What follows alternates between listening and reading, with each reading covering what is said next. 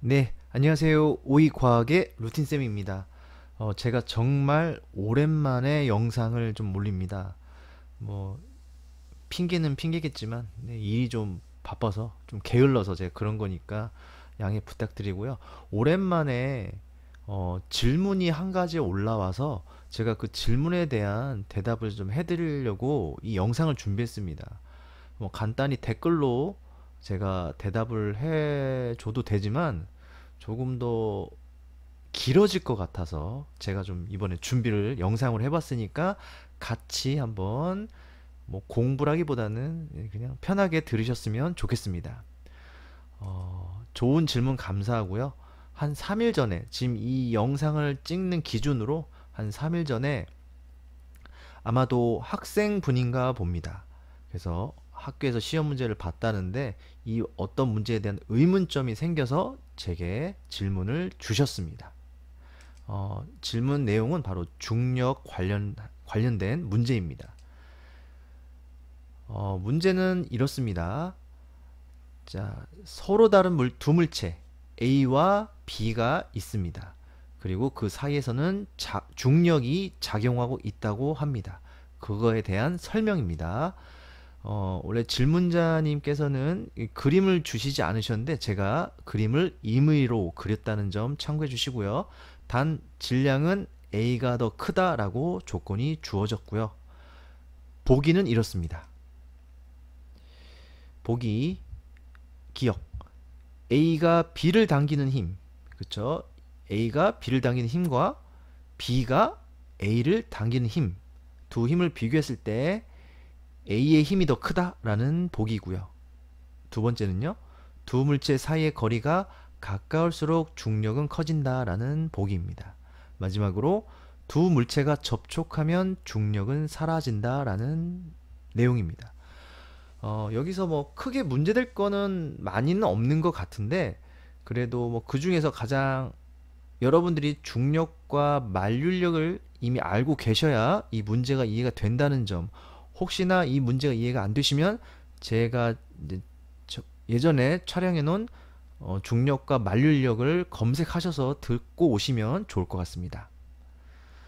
우선은요, 뭐 크게 문제 될 건 없습니다. 특히 디귿은요, 두 물체가 접촉하면 중력은 사라진다고 했는데 중력은 사라지지 않죠. 뭐 거리와 상관없이 중력은 항상 존재하기 때문에 디귿은 무조건 틀렸다고 보시면 되고요.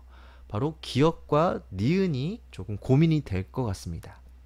그런데 이제 질문자님께서는요, 기억과 니은을 답으로 했다고 했습니다. 하지만 학교에서 채점 결과 진짜 정답은 니은만 해당한다고 합니다. 여기서 이제 질문자님께서 여러 가지 뭐 의문이 되는 내용들을 질문 주셨습니다. 한번 저와 같이 한번 고민을 해보도록 하죠.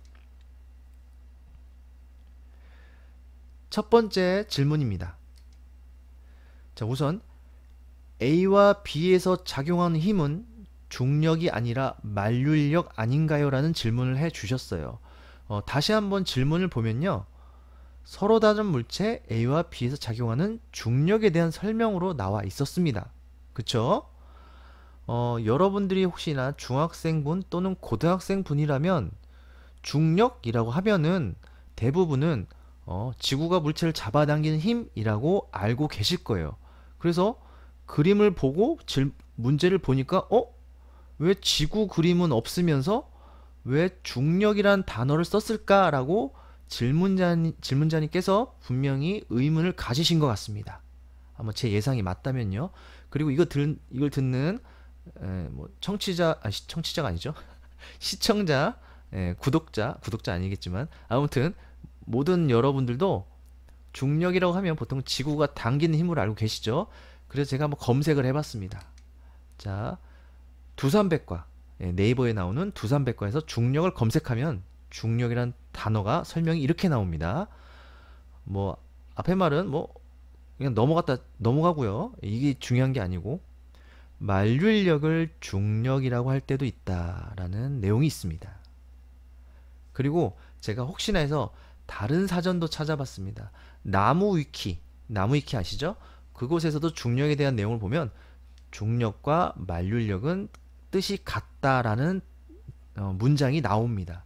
즉 예전에는요 중력과 만류인력이 크게 구분되지 않았습니다. 요즘에도 뭐 좀 더 깊게 들어가면 중력과 만류력은 큰 차이가 없습니다. 없지만 중학교, 고등학교 과정에서는 조금 기본적인 내용들을 가르치기 위해서 중력과 만류력을 구분해서 설명을 해주곤 합니다. 그래서 학생분들, 저도 그랬지만 모두 어떤 고정관념이 생기냐면 중력과 만류력은 다르다라는 고정관념이 생기곤 하죠. 하지만 넓은 의미로 보면 중력과 만류인력은 같은 내용이라는 거. 즉, 자, 보통 중학교 교과서에서 나오는 내용을 기준으로 보면 만류인력은 모든 물체에서 잡아당기는 힘이라고 표현하고 중력은 지구와 물체 사이에서 잡아당기는 힘으로 구분을 합니다. 그래서 그냥 이해하고 그냥 외워버리면 이게 조금 애매하죠. 그래서 교과서는 이렇게 나오지만 다른 좀 교과서 내 일반적인 물리학에서는요 중력과 만류력을 거의 같은 뜻으로 봅니다. 그래서 어떤 분들은 뭐 솔직히 여러분들이 생각하는 중력은요 지구와 물체 사이에서 작용한 중력이죠. 하지만 선생님들이 보통 설명할 때 뭐 화성의 중력, 목성의 중력이라고 표현하기도 합니다. 그럼 그때는 틀린 말이 되겠네요. 하지만 여러분들은 아무렇지 않게 넘어가고 받아들이고 있을 겁니다. 이해되시죠? 그래서 제가 생각하는 결과 중력과 만류력을 질문에서 문제에서 중력이 아니라 만류력이라 아닌가요? 라는 질문에 대해서는 크게 이상은 없는 것 같습니다. 다만 약간의 혼동이 될 뿐이죠.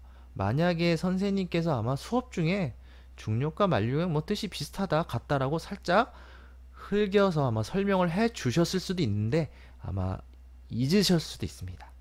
예, 보통 필기를 잘 안 하니까 말이죠. 그래서 이거는 제가 좀 말씀드리고 싶었고요. 자, 두 번째 질문입니다. 자, 이번에는 질문자님이 만류력이라 생각 안 하고 그냥 중력이라고 생각하고 이제 문제를 풀었다는 겁니다. 자, 중력으로 따지면 자, 중력은 지구와 물체라고 이제 그런 지식을 가지고 문제를 본다면 질량이 더 큰 A가 지구가 되는 것이고 B는 물체가 되는 게 아닌가요? 라는 질문을 해주셨어요. 자, 그림을 보면은요 A의 질량이 더 크다고 했습니다. 자, 그냥 기본적인 중력의 개념으로 봤을 때 보통 물체와 지구 사이에서 당기는 힘이 중력이니까 그 중에 더 무거운 거는 보통 대부분 99% 이상은 지구죠. 그래서 A를 지구로 봐도 되냐라는 질문입니다. 바로 괜찮습니다. 그렇죠? 지구와 물체 사이에서 발생한 힘으로 보통 그 개념을 알고 있기 때문에 A를 지구, B를 물체라고 봐도 생각해도 크게 이상은 없습니다. 네, 두 번째 질문은 이렇게 넘어가도록 하고요. 마지막 세 번째 질문입니다. 질문자님이 이제 문제를 풀 때 가장 이제 좀 혼동이 됐던 부분이죠. 자, 바로 기억에 대한 질문입니다. 자, A가 B를 당기는 힘과 B가 A를 당기는 힘이 다르다라고 생각하신 것 같아요. 그래서 기억이 맞다라고 체크를 한 것 같습니다. 기억 보기를 보면 이렇습니다. A가 B를 당기는 힘이 B가 A를 당기는 힘보다 크다. 아무튼 A가 더 크다란 뜻입니다. 그쵸? A의 중력이 더 크다. 자, 어떻게 보면 맞는 것 같기도 합니다. 중력은 물체가 질량이 클수록 중력이 크다라고 여러분들도 알고 있을 겁니다. 그래서 맞나 보다고 하겠지만 결론만 말씀드리면 A와 B 사이에서 발생하는 힘 여기서 기억에서 힘이라고 했지만 곧 중력이겠죠. 그 중력은 같습니다.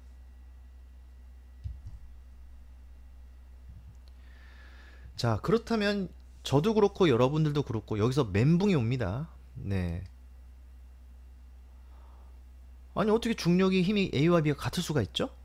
그쵸? 제가 한번 차근차근히 설명을 해 드려 보겠습니다. 여기가 진짜로 중요합니다. 예. 보통 학생들도 다 대부분 이렇게 생각합니다. 하지만 조금만 고민해 보면 확실히 구별할 수 있다는 걸 말씀드리고 싶어요. 자, 지금 문제에서는 이렇게 그림이 표현됐습니다. 자, 근데 우리가 중력이라고 받아들이고 문제를 지금 풀 거니까 조금 그림 모양을 바꾸겠습니다. 자, 이렇게 말이죠. 네. 지구가 보통 아래에 그려져 있고 물체가 보통 위에 그려져 있죠. 중력 관련 그림에선 말이죠. 그래서 제가 이렇게 표현해 봤고요. 그래도 뭐 다른 힘의 차이는 뭐 전혀 발생하지 않죠. 그림이 바뀐다고 해서. 자, 이렇게 보고 한번 생각을 해보겠습니다. 자, 근데 여러분께서 알고 계셔야 될 거. 아마 이 문제가 지금 중학생인지 고등학생인지 모르겠지만 이 문제는 아마도 고등학교 문제인 것 같습니다. 자, 아마 1학년 문제일 것 같은데, 자, 1학년 분들이라면 분명히 중력과 만류인력의 공식을 배웠을 겁니다. 그쵸? 자, 그래서 중력 공식을 보면요. 중력은 mg, m은 질량, 물체의 질량, g는 중력 가속도죠. 이거에 대한 설명은 하지 않겠습니다. 그건 다른 영상에서 참고하시고요. 자, 만류인력의 공식을 보겠습니다. 만류인력은 이제 중력 상수 g죠. 그냥 상수 숫자니까 그냥 넘어가고요. r제곱 거리의 제곱분의 두 물체의 질량입니다. 그렇죠? 하나의 물체 또 다른 물체의 질량의 곱을 한 결과가 바로 만류인력입니다. 근데 제가 아까 처음에 말씀드렸지만 만류인력 공식에서 중력 공식을 만들어내는 겁니다. 다시 한번 말씀드리면요.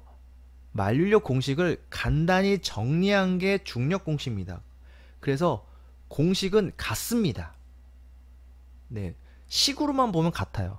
우리는 사전적 의미를 다르게 생각하고 있지만 식은 같습니다. 네, 그걸 이해하셔야 됩니다.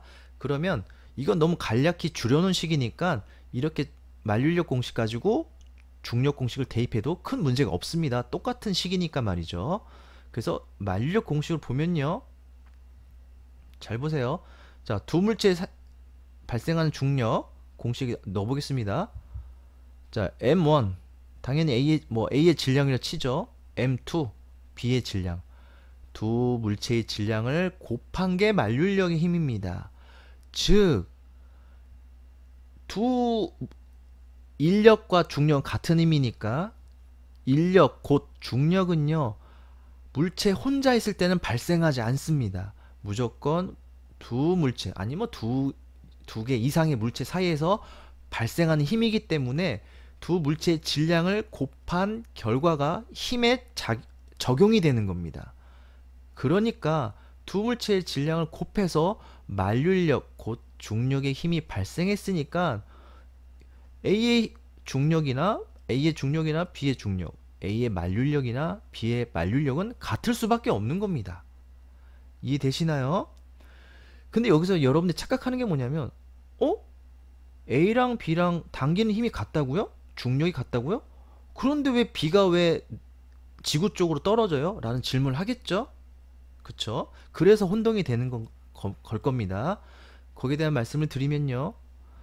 두 물체의 당김은 같지만 A의 질량이 큽니다. 지구니까.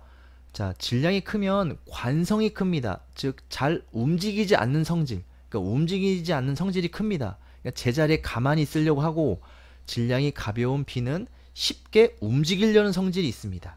그래서 B가 딸려오는 겁니다. 여러분들 한번 생각을 해보세요. 여러분들이 친구들과 두 손을 잡고 서로 잡아당기기를 한다고 칩시다. 잡아당길 때 두 힘은 똑같습니다. 하지만 가벼운 사람이 끌려오는 겁니다. 내가 힘이 세서 끌려온 게 아닙니다. 여러분들은 자기가 힘이 세서 끌렸다고 하지만 나의 질량이 크기 때문에 관성이 커서 상대방이 끌려온 겁니다. 나와 친구 사이에 발생하는 그 잡아당긴 힘은 같다는 걸 꼭 이해하셔야 돼요. 그래서 두 가지 A와 B의 힘, 중력이든 만륜력이든 두 힘은 같습니다. 자, 그렇다면 여러분들이 공부할 때 뭔가 다르다는 걸 배웠던 것 같은데 라고 분명히 알고 계실 겁니다. 거기에 대한 말씀을 드릴 거예요. 그 내용에 대한 그림은 바로 이런 스타일의 그림입니다. 자, 지금 보면요, 위쪽 그림은요, A와 B가 서로 잡아당기는 거고요. 이쪽 그림은요, A와 B는 서로 잡아당기지 않는다고 문제에 제시되어 있습니다. 즉 A라는 물체도 지구와 작용하고 있고 B라는 물체도 지구와 작용하고 있습니다. 중력이겠죠. 뭐 만륜력, 중력 같지만 여기서는 그냥 편하게 중력이라고 표현해 보겠습니다. 자, 그렇다면 중력 공식과 만륜력 공식은 같으니까 만륜력 공식에 각각 A와 B의 중력을 계산해 보겠습니다. 자, A의 중력은 이 공식 그대로 쓰면 뭐 R은 똑같다 치고 A와 B를, 자, 첫 번째는 지구의 질량입니다. 그렇죠? 지구의 질량. 두 번째는 A의 질량 곱한 게 바로 A와 지구 사이에서 발생하는 중력이겠죠. 그러면 어떤 값이 나올 겁니다. 자, 이번에는 B의 중력을 계산하면 R제곱은 똑같고요. 지구의 질량도 같지만 B의 질량이 다를 겁니다. 이해되시나요? 이렇게 되면 숫자로 계산한 결과 A의 중력, B의 중력은 다를 수밖에 없습니다. 당연히 A의 질량이 더 크다고 했으니까 A의 중력이 B의 중력보다 더 큰 겁니다. 그래서 이때는 힘이 다른 겁니다. 아마 학생분께서 이 내용을 헷갈렸을 겁니다. 제가 보통 뭐 그 학교 가서 아이들 가르칠 때도 보면요, 이 내용에 대해 아는 사람이 거의 없어요. 왜냐하면 수업 때 그렇게 자세하게 설명이 힘들고요. 네, 뭐 당연히 기본 개념이 정확히 들어갔다면 문제를 풀면서 자기가 의문이 생겨서 고민해 보거나 아니면 선생님한테 질문하거나 아니면 스스로 터득할 수 있는 기회가 분명히 있습니다. 있는데 깊게 개념, 아주 기본 개념을 정확히 이해하기보다는 그냥 문제를 풀기 위해서 단순 암기를, 저도 그랬고요. 대부분 했기 때문에 쉽게 이렇게 오해 아니면 좀 고정관념, 네, 생겨서 문제를 쉽게 틀릴 수밖에 없다는 거예요. 이해되시나요? 네, 이때는 A와 B의 중력이 다른 거고요. 이때는 A와 B의 중력이 같은 겁니다. 네, 이거를 구분하신다면 아마 이 질문제 해준 분과 이 영상을 본 모든 분들은 절대로 혼동이 되지 않을 거라 생각을 합니다.